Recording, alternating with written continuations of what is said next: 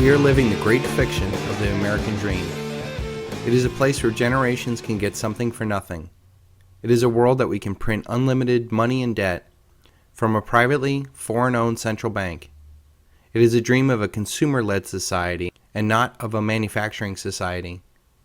It is the hallucination of a trillion-dollar war machine securing the world's natural resources for the elite and their corporations. It is a land where people think that digits on their screen are real wealth and that fractional reserve banking is safe. It is an illusion that the more debt we create, the richer we are. It is said that men go mad in herds and only come to their senses slowly and one by one. Charles Mackay. We willingly suspend disbelief every day to live in this American dream. Some are starting to wake up from this dream, and that scares the masters that control this dream. They need to put us back to sleep, or at least scare us with some campfire stories.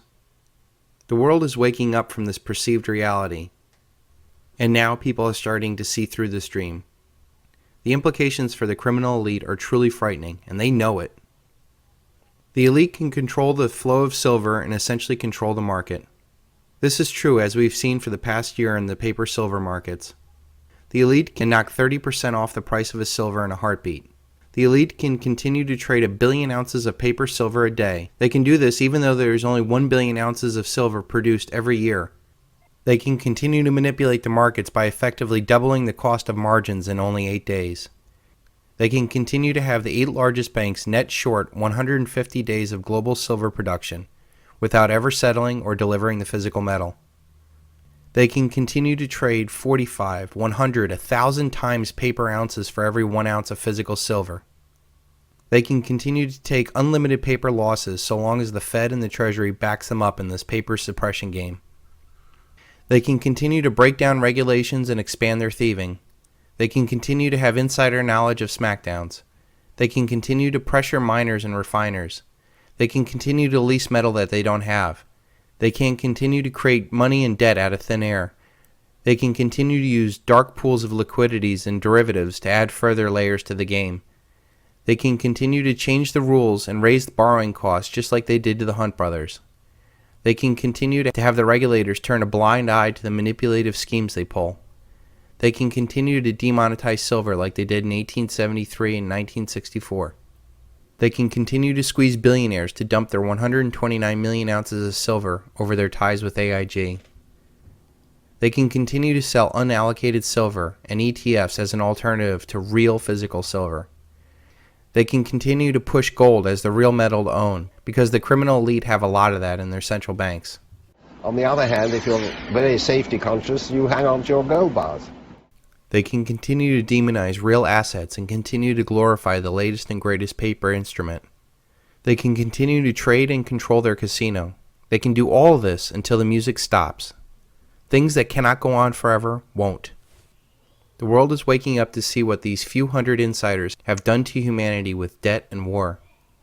Western citizens are waking up to the financial terrorism of the criminal elite, having been burned in the stock and housing bubbles and paying for perpetual wars.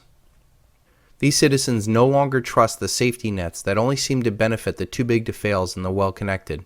They no longer trust the computer-rigged markets or the brokers betting against their own clients. They no longer trust the media that spins the criminal elite's lie every day. They no longer trust the governments that lied us into war after war. They no longer trust the regulators asleep at the wheel. They no longer trust the politicians that promise hope and change and give us more of the same.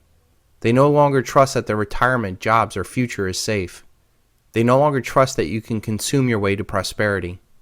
They no longer trust the corporations that seek short-term gains at the long-term deterioration of our society. They no longer trust the dollar, as it will reach its mathematically inevitable collapse. They no longer trust that the music will play forever, and they want out. Because of all of this and more, people are seeking the safety of silver. It has no counterparty risk, unlike all paper assets. It has a allodial title to it, unlike all paper assets. It has a 5,000-year history of real wealth, unlike all paper currencies. It will never go to zero, unlike most paper assets. And it is historically and inflationary cheap today. The silver bullet and the silver shield is a way that we can walk away from this paradigm and empower ourselves. Every ounce of silver we take out of their casino has a deleveraging effect as there's hundreds, if not thousands, of paper contracts on top of every single physical ounce. In a world that does not have massive credit or energy supplies, every physical ounce of silver we buy represents 10 days of hard human labor. In the Silver Bullet and the Silver Shield, I set forth just about every reason why you should sell every single paper asset you have and buy physical silver. I have never seen another asset with as many reasons to buy and hold in my life. I do not believe that JP Morgan is going to go down with the ship and that they could go long and stay long. They do have vaults, and I'm sure they'll be first in line to claim their physical silver when the time is right. I know for a fact there will be a physical default of silver one day. Inventories cannot continue to drop, and paper contracts cannot continue to rise without this happening. And when that happens, everything will change. It will not just be that the dollar dies. It will most likely be the institutions, the ideas, the systems that perpetuated the lie will die too. No longer will people listen to those that at best did not see this coming, or at worst made this happen. This crisis will not lead to a consolidation of power into a world currency, but a shattering of globalization into a decentralized, slower, local way of life. Communities will go about rebuilding a more sustainable society. Some may create their local currencies and barter systems. Many, I believe, will use gold and silver to supplement their new banking system. Even if silver truly never gets monetized again, it should rise in real purchasing power. After all, silver is not monetized now, and it is aggressively attacked from all ends. Wait until the whole world tries to save their quadrillions in paper assets and try to buy anything with real tangible value. All real tangible assets will rise, not just gold and silver. Heck, even your kids' Beanie Babies might be worth some serious money again. The Silver Bullet and the Silver Shield seeks to protect our assets and strike at the weak underbelly of the quadrillion-dollar empire of lies. And it's not just for Western citizens to grasp onto. What about the billions of people outside the Anglo-American Empire who want a shot at the title? China, Russia, Iran, India, Germany, France, South Africa, Brazil, and many other countries who are sick and tired of the Anglo-American elite's banking power and the wars that they fund. They can win the biggest battle of all by not even firing a single shot. Right now they're buying gold and other real assets, but they have trillions of our dollars, and this will eventually find its way into all commodities, including silver. The BRICS nations are moving heavily to dump the dollar in every aspect of their lives. The number 2 and number 3 largest economies, Japan and China, have recently dumped the dollar in bilateral trade. The criminal elite cannot stop an idea whose time has come. The simple idea is things that cannot go on forever won't. The world sees how the criminal elite really work, and the world wants out of the dollar, and only real tangible assets provide a way out.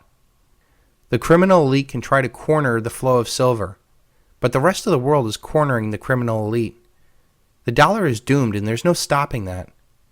The best that the criminal elite can hope for is that they can fool enough people into a World Bank or an IMF-sponsored currency, which of course will be controlled by the same Anglo-American bankers. But with the recent meeting of the BRICS nations, that seems like a far-off dream that will not happen. When the dollar collapse happens, there will be power vacuums all over the world, and local power will fill the void where the dollar once reigned supreme.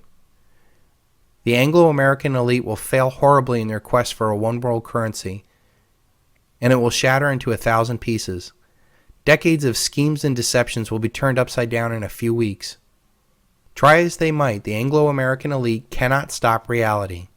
The reality is that debt cannot be created forever.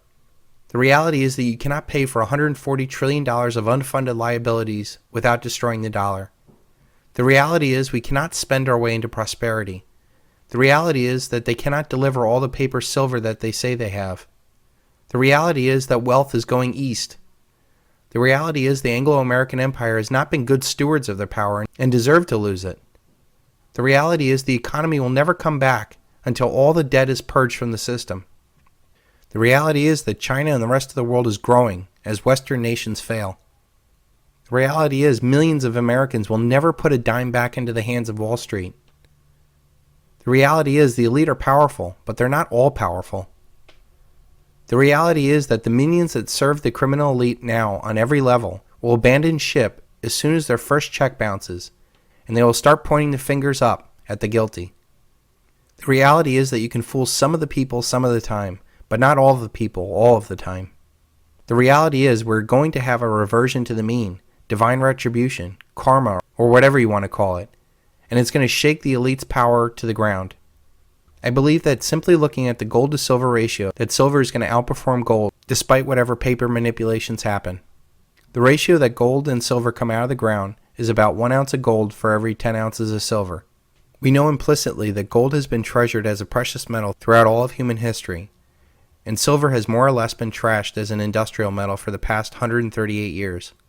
So why are we at a 1 to 64 gold to silver ratio? The reason is because silver is the Achilles heel of the Anglo-American banking empire. They know this, they must suppress it, and they must dissuade you from ever even looking at its direction. It is a direct threat to their quadrillion-dollar empire of lies. This cannot go on forever. Over the past year, the paper manipulation has been so obvious that it has served notice to all silver investors to avoid the rigged paper game in the banker's casino. I have only ever recommended buying real physical silver in your possession. I saw what the criminal elite were capable of in 2008 when they knocked the price of silver down from $21 to $8, and I vowed never to get caught in that trap again. Eventually, we will take enough physical silver off the market to control the real market of silver, not the paper market. I believe that this will coincide with the collapse of the world's currencies and other paper assets, leading to the most devastating 1-2 punch in investment history. Those that were lured into the paper markets, like the MF Global customers, got burned. But they have learned a very valuable lesson and will only buy physical from here on out.